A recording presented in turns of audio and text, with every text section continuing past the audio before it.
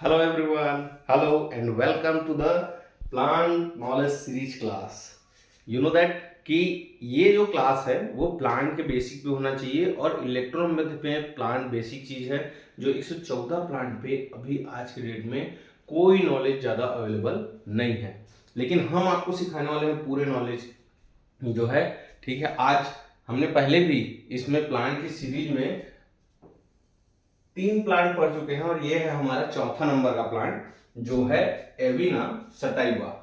एविना sativa से आप लोग बहुत लोग परिचित हैं।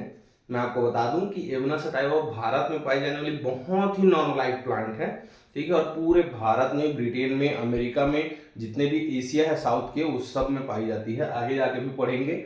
आपको मैं ब्रीफ दे दूं कि इसका इतना ज्यादा यूज है, बहुत ज्यादा यूज, खासकर हार्ट के केस में, पेट के केस में, लीवर के केस में इसका इतना ज़्यादा यूज है। लोग इसको बहुत ज़्यादा यूज करते हैं नॉर्मली भी, और ईएच की मेडिसिन होने के बाद ये तो बहुत पावरफुल बन जाती है, क्योंकि ईएच की मेडिसिन अलग वे पे निकाली जाती है। तो सबसे पहले अगर आप इस चैनल पर नए हैं तो इसको सब्सक्राइब कीजिए, बेल आइकन दबाइए। अगर आपको कुछ भी क्वेश्चन हो तो आप उसी वक्त कमेंट में पूछ सकते हैं। अगर आपको ये हमारी चीज़ें अच्छी लग रही होगी तो लाइक कीजिए, सब्सक्राइब करके आगे बढ़िए और लोगों को भी सब्सक्राइब करने के लिए, आगे इसको शेयर करने के लिए थोड़ा मोटिवेट कीजिए। बहुत बहुत धन्यवाद। और आगे हम इसको समझते हैं। ये हमारा प्लांट का नाम है एविना सटाइवा और ये है प्लांट नॉलेज सीरीज क्लास। सो हम आगे बढ़ते हैं। देखेंगे ये मुख्य रूप से ऐसा दिखने वाला है। मैं आपको इसको थोड़ा ब्रीफ करके दिखा दूं। ये होने वाली है, ठीक है, क्लास। लेकिन अगर इसका मूल रूप देखें, आप मूल रूप देखें तो इसका ऐसा है, ठीक है, कि इसमें हल्की हल्की धारियां होती हैं और ये प्लांट जो है, ठीक है, एक गेहूं जैसा, गेहूं बंद गेहूं रहता है वैसा टाइप का ये प्लांट है। ठीक है, इसकी संरचना आप देख सकते हैं। इसका जो नाम है वो कॉमन ओट है। कॉमन नेम जो है वो ओट है, ओट। ठीक है, कई लोग ओट खाते हैं। ठीक है, फैमिली नेम ये ग्रैमिनी, ठीक है, क्योंकि ग्रैन से लिया गया है, ग्रैनिनी। ठीक है, और सोलिनेसी ये दोनों ग्रुप से आता है। ठीक है, इसके कई और अलग वो है। हिंदी नाम जो है इसको, क्योंकि आप सब लोग पहचान लेंगे हिंदी नाम, ये जौ के नाम से हिंदी इसका नाम है। ठीक है, साथ ही ये पूरे इंडिया में अवेलेबल है, पूरे इंडिया में इसकी खेती होती है। मिडिल और साउथ एशिया में भी इसको पाया जाता है। साथ ही ब्रिटेन, अमेरिका और अदर अदर कंट्री में भी इसकी खेती होती है। ठीक है, ब्राजील में भी इसकी खेती होती है। साथ ही, ठीक है, जो अभी रसिया से कट के जो देश बना, जिसका रसिया और उसका वॉर चल रहा है, मैं नाम बोल रहा हूँ, वहां भी बहुत ज्यादा मात्रा में पाया जाता है। इसका आइडेंटिफिकेशन क्या है, मैंने अभी आपको प्लांट दिखाया था। तो ये इसका लाइफ साइकिल जो होता है वो 6 मंथ का होता है। मतलब साल में 2 बार खेती होगी, साल में 2 बार खेती होती है। ठीक है, अब इसको भारत में तो जनरली, ठीक है, इसके जो भूसा है उसको खिलाया जाता है कैटल्स को। ठीक है, ताकि उनका जो मसल स्ट्रेंथ वगैरह है वो बहुत अच्छा बन सके। इसकी ऊंचाई होती है 40 इंच तक, और इसके जो फ्लावर है वो उसके तने में ही होते हैं। साथ में जो ब्रांचेस हैं वो गठीले होते हैं, अधिक गठीले। ठीक है, मजबूत, ये नुकीला ऐसा प्लांट इसका पाया जाता है। अब इसमें जो प्लांट में यूज होने वाला है फॉर मेडिसिन, तो ये क्या क्या होने वाला है, सीड। सबसे पहला सीड होने वाला है, बीज होने वाला है। ठीक है, और दूसरा होने वाला है लिव्स, मतलब पत्ते। बीज और पत्ते इसके यूज होते हैं प्लांट बना, सॉरी, मेडिसिन बनाने के लिए। ठीक है,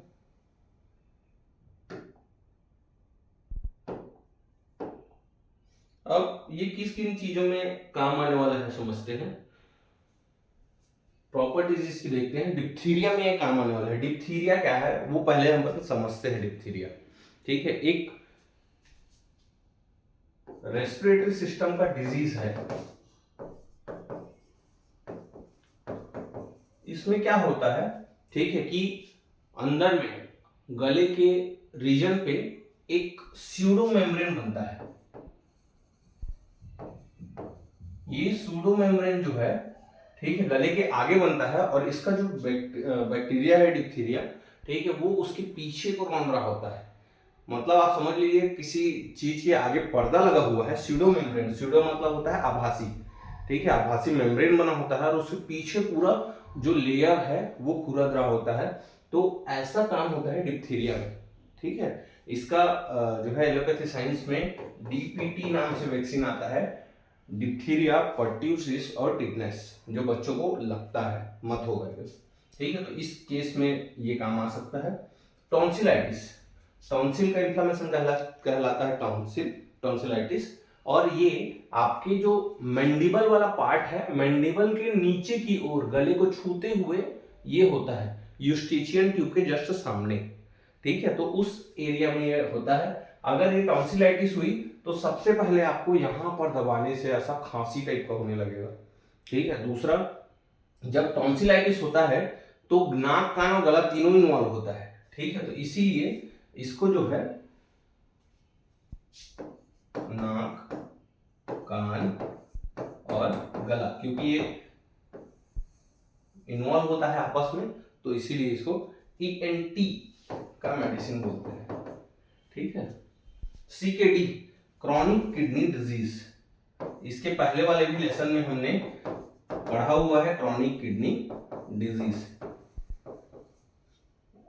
वैसे ही प्रोस्टेटाइटिस, अगर किसी के मेल में प्रोस्टेट में इन्फ्लेमेशन हो जाए, प्रोस्टेट एक ग्लैंड होता है जहां से टेस्टोस्टेरोन हार्मोन रिलीज होता है और वो आगे जाके, ठीक है, स्पर्म का चलायमान गति जो है वो डिसाइड करता है। तो प्रोस्टेट जो है, ठीक है, स्पर्म का बनने के लिए या स्पर्म को आगे चलाने के लिए बहुत ज्यादा जरूरी होता है। तो उसमें अगर किसी को प्रॉब्लम हो तो भी इसको दे सकते हैं। साथ में अगर किसी मेल या फीमेल दोनों में से किसी में भी, ठीक है, इनफर्टिलिटी हो, ठीक है, तो भी इनको दिया जा सकता है। अब इनफर्टिलिटी मतलब, ठीक है, जिनमें किसी भी प्रकार का हार्मोन का कमी हो और उसकी वजह से इनफर्टिलिटी हो रही हो तो इसको दिया जा सकता है। साथ ही डिप्रेशन, डिप्रेशन मतलब होता है अवसाद, अवसाद के केस में इसको दिया जा सकता है। अगर किसी का मेंटली स्टेबिलिटी जो है वो डाउन हो गया हो, बहुत परेशान चल रहा हो, तो इस केस में इसको दिया जा सकता है। साथ में मेंटली डिस्टर्बेंस, मानसिक जो है किसी प्रकार की परेशानी हो तो भी इसको दिया जा सकता है। साथ में हार्ट प्रॉब्लम, अब हार्ट प्रॉब्लम में स्पेसिफिक है, अगर हाइपरटेंशन का केस है, ठीक है, मतलब ब्लड प्रेशर का बढ़ना, इस केस में इसको दिया जा सकता है। अगला देखेंगे बीएसएल, बीएसएल मतलब पूरा नाम है ब्लड शुगर लेवल। अगर किसी का कम हो रहा हो अचानक से या ज्यादा हो गया हो, दोनों ही केस में बीएसएल के केस में इसको दिया जा सकता है।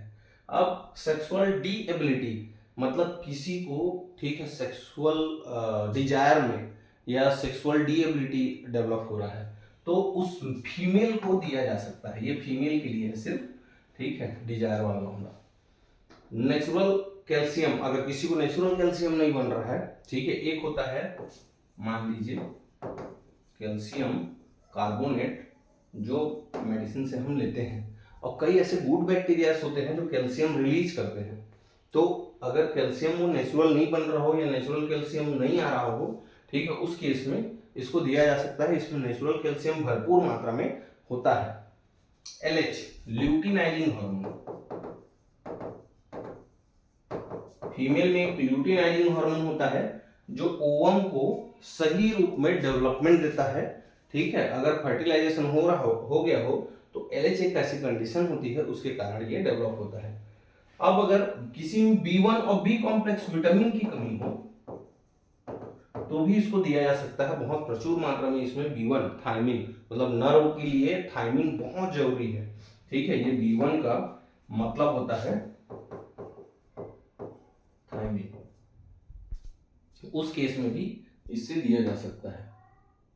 नेक्स्ट, अगर किसी को कोलेस्ट्रॉल की परेशानी हो, किसी भी प्रकार का हार्ट में ऑब्स्ट्रक्शन हो, मैंने पहले ही बताया था जब ये सीरीज चालू हुआ तभी मैंने बताया था कि कोलेस्ट्रॉल के केसेस बहुत देखे जाते हैं हार्ट में, और हार्ट की मेडिसिन जो है ये है ऑलरेडी। कोलेस्ट्रॉल भी इसका अच्छा काम है, मतलब हार्ट में ब्लॉकेज हो हल्का मात्रा में, ठीक है, या तो फिर किसी प्रकार का एसटीएम का परेशानी हो, हाइपरटेंशन का, ठीक है, उसके कारण ये बन रहा हो, तो उस केस में, कोलेस्ट्रॉल के केस में आप इसको यूज कर सकते हैं।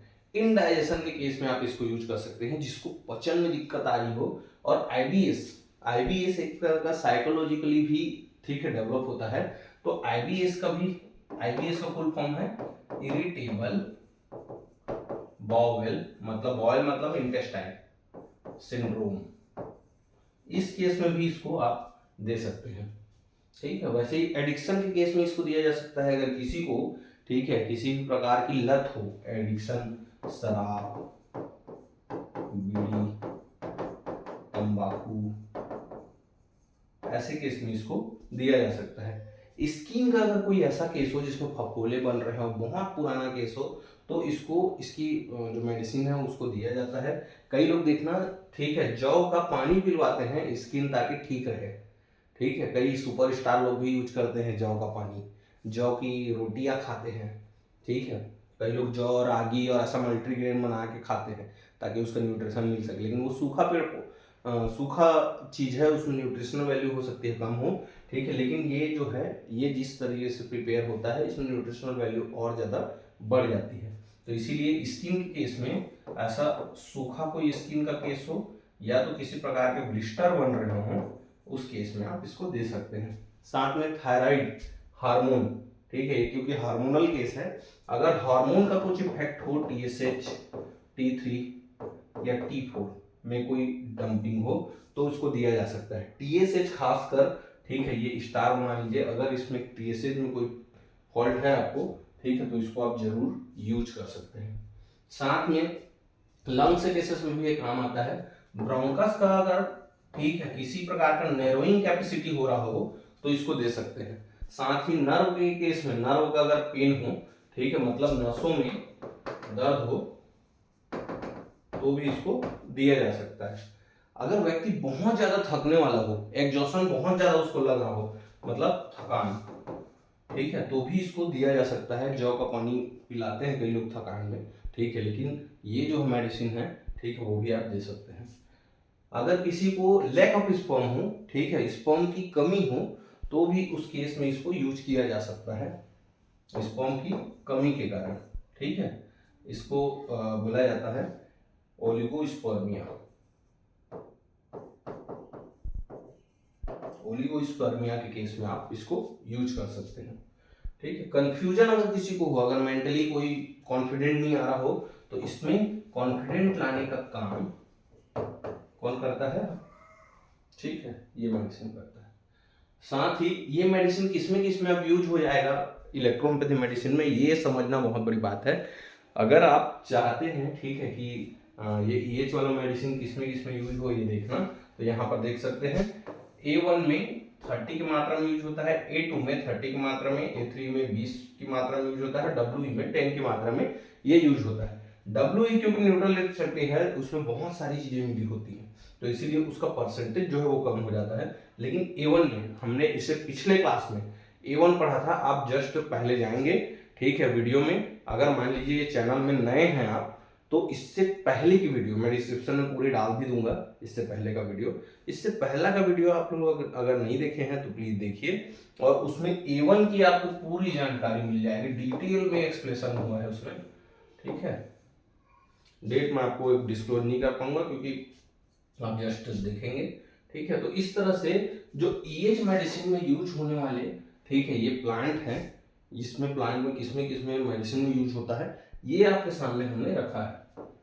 नेक्स्ट, अगर आपको ये कॉन्सेप्ट अच्छा लगा है, आपने एंजॉय किया हुआ है, ठीक है, तो प्लीज यहाँ पर लिखिए कि कैसे आपको, किस तरीके से ये अच्छा लगा। अगर आपको नहीं समझ में आ रहा है कि नहीं सर ये तो अच्छा नहीं है, ठीक है, अगर नहीं कर पा रहे हैं, तो हमें क्या कमी रह जा रही है वो जरूर हमको लिखें, हम हो सकता है इससे अच्छे से सुधार करके आपको नेक्स्ट वीडियो में दें। अगर ये आपको कॉन्सेप्ट बहुत अच्छा लगा तो लाइक कीजिए, लोगों से तक पहुंचाइए, और प्लीज डू सब्सक्राइब। मिलते हैं नेक्स्ट वीडियो में, और आप चाहें तो पूरा डिस्क्रिप्शन चेक कर सकते हैं, उसमें बहुत सारी और वीडियोस हैं, बहुत सारे और जानकारियां हैं। तब तक के लिए मैं मिलता हूँ नेक्स्ट क्लास में। आप ऐसे ही बने रहें हमारे साथ, स्टे ट्यून, और लोगों को इलेक्ट्रोहोम्योपैथी के बारे में जोड़ें। अगर ये कोई पेशेंट देख रहा हो, उसके लिए खास कर ये हिदायत है कि आप अपने आसपास के इलेक्ट्रोहोम्योपैथी डॉक्टर के संपर्क में आइए और अपने इलाज उनसे करवा सकते हैं। ठीक है, नियरेस्ट एंड डियरेस्ट इलेक्ट्रोहोम्योपैथी से आप जानकारी ले सकते हैं, आप उनसे ट्रीटमेंट करा सकते हैं। अगर आपको पेड कंसल्टेशन हमसे चाहिए तो नीचे में लिंक दिया हुआ है पेड कंसल्टेशन का, आप वहाँ से अपना पूरा जानकारी भेज के हमसे पेड कंसल्टेशन ले सकते हैं। बहुत बहुत धन्यवाद, मिलते हैं नेक्स्ट क्लास में। Okay, bye bye.